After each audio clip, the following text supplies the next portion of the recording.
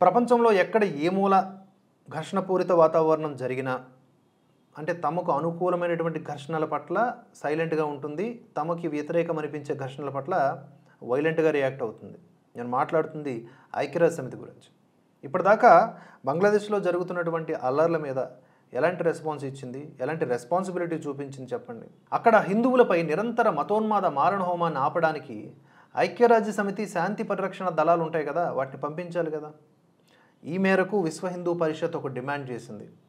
అక్కడ హిందువులపై ఈ రాడికల్ ఇస్లాం జిహాదీలు మత ఛాందసవాదులు చేస్తున్నటువంటి దారుణాలను నాజీల క్రూరత్వంతో పోల్చవచ్చని చెప్పేసి ఈ సందర్భంగా పరిషత్ కేంద్ర సంయుక్త కార్యదర్శి డాక్టర్ సురేంద్ర జైన్ స్పష్టం చేశారు.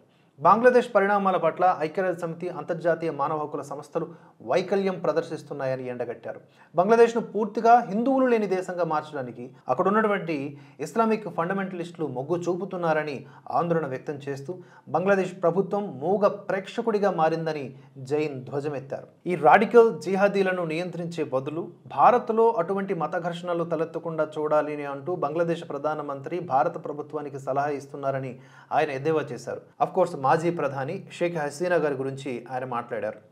ఆమె చేసినటువంటి అటువంటి ప్రకటన తర్వాత ఆ దేశంలో ఉన్నటువంటి మతోన్మాదులు ఎంత ఉన్మాదంగా మారారు, హిందువులపైన ఎన్ని క్రూరమైన దౌర్జన్యాలు పెరిగాయని చెప్పేసి ఆయన ఆందోళన వ్యక్తం చేశారు. బంగ్లాదేశ్ ఒక ఇస్లామిక్ దేశమని ప్రకటించుకున్నదని, అందుకనే ఆఫ్ఘనిస్తాన్, పాకిస్తాన్లో వలె బంగ్లాదేశ్లో మొదటి నుంచి కూడా హిందువులపైన దారుణమైన అఘాయిత్యాలు జరుగుతున్నాయని ఆయన చెప్పారు. అయితే ప్రస్తుత పరిణామాలు మునుపటి పరిణామాలన్నింటినీ, రికార్డులన్నింటినీ కూడా బద్దలు కొట్టాయని ఆవేదన వ్యక్తం చేశారు. గత 10 రోజుల్లోనే 150కి పైగా తల్లి దుర్గా పూజ మండళ్లు ధ్వంసం చేశారు. 362కు పైగా దేవతా విగ్రహాలను ధ్వంసం చేశారు.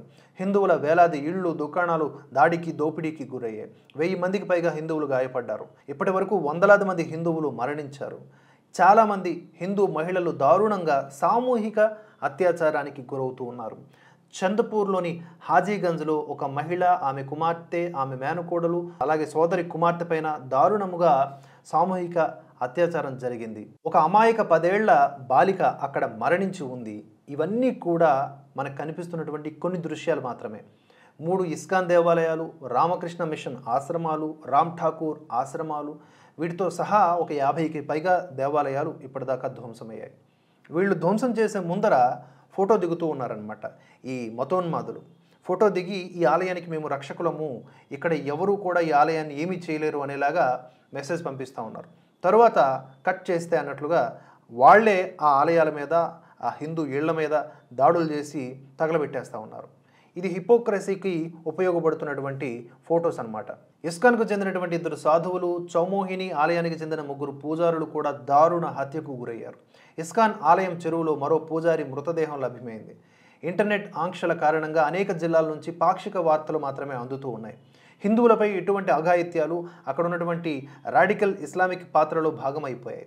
ఇది ప్రస్తుత బంగ్లాదేశ్లో క్రమంగా తగ్గుతున్నటువంటి హిందువుల జనాభాకు నిదర్శనంగా కూడా మనం చెప్పుకోవచ్చు. తూర్పు పాకిస్తాన్లో హిందూ జనాభా 1951లో 22%, 1971లో బంగ్లాదేశ్ ఏర్పడిన సమయంలో 18%, అది ఇప్పుడు కేవలం 7%. ఈ విషయాలన్నీ కూడా డాక్టర్ జైన్ తెలిపారు.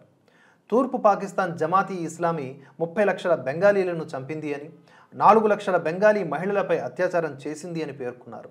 ఈ అమానవీయ పరిస్థితిని వదిలించుకోవడానికి భారతదేశం ముక్తిబాహినికి సహాయం చేసి బంగ్లాదేశ్ ఏర్పాటుకు దోహదపడిందని తెలిపారు. అయితే పాకిస్తాన్ దురాగతాలను వదిలించుకున్న తర్వాత బంగ్లాదేశ్ రాడికల్ సమాజం నిజమైన స్వభావం ఇప్పుడు తెరపైకి వచ్చింది అని డాక్టర్ జైన్ ధ్వజమెత్తారు. హిందువులపై ఈ అమానవీయ దురాగతాలను హిందూ సమాజం ఇంకేమాత్రం సహించదని కూడా ఆయన హెచ్చరించారు. తాము అభివృద్ధి చెందుతున్న దేశాల వరుసలో నిలబడాలి అనుకుంటే తమ రాడికల్ ఇమేజ్ నుంచి విముక్తి పొందాల్సిన అవసరం బంగ్లాదేశ్ ప్రభుత్వానికి ఉంటుంది అని హెచ్చరించారు. తీవ్రవాదులను 1971లో వలె నిర్దాక్షిణ్యంగా అణిచివేయాలని, అందుకు అవసరమైతే భారత ప్రభుత్వ సహాయం కూడా తీసుకోవాలని డాక్టర్ జైన్ సూచించారు.